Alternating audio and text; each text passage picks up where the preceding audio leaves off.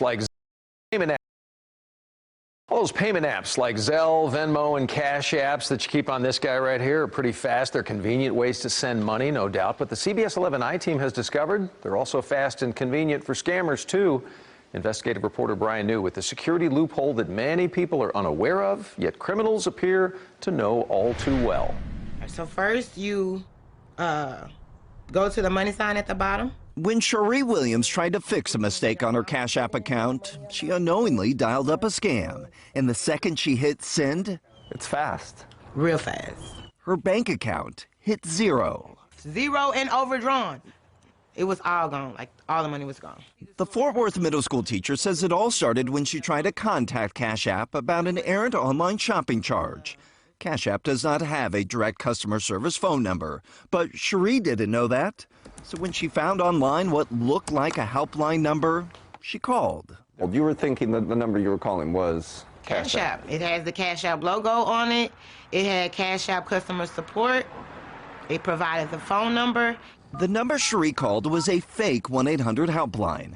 And as she followed the instructions from the person on the other end of the call, she looked down at her phone and saw her last $167 disappear.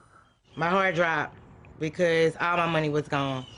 For 2 weeks until she got her next paycheck, Cherie and her daughter had no money to pay bills, to pay rent, or pay for food.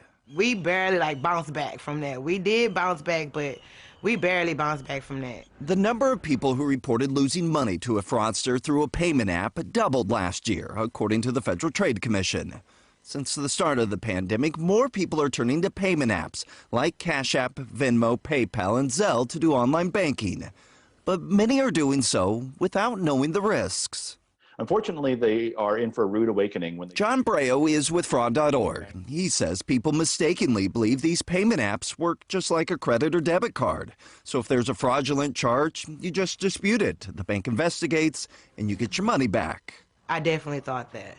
I definitely thought that you had protection. But that's not how payment apps work. Even Zelle, that might be automatically tied to your bank account, is just like the other apps and is vulnerable to fraud. And while consumers may not know that, scammers definitely do. I think that the scammers are finding out that this is a very lucrative way for them to get paid. In the fine print when you sign up, most apps warn you not to send money to someone you don't know. Many, like Cash App, will even double prompt you if you're sending a payment to someone outside your contact list. In a statement from Cash App, the company told the I-Team, "We are constantly improving systems and controls to help prevent, detect, and report bad activity on the platform." But consumer advocates say all that is still not enough. And we think that's one reason why Congress needs to step in here. But if Congress requires these apps to reverse fraudulent charges, someone's going to have to pay for that, which would likely translate to additional costs to use these apps.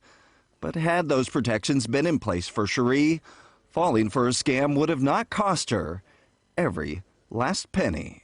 Be careful and be aware that there is no way to dispute your money. Basically, it's like use at your own will. If you do use one of these apps, here are 3 tips to keep in mind. 1, only send money to people you know or who you've met in person. 2, do not use these apps for purchases of goods or services, especially online. And 3, double check before you hit send, because just one letter off in a username or email can be a mistake that you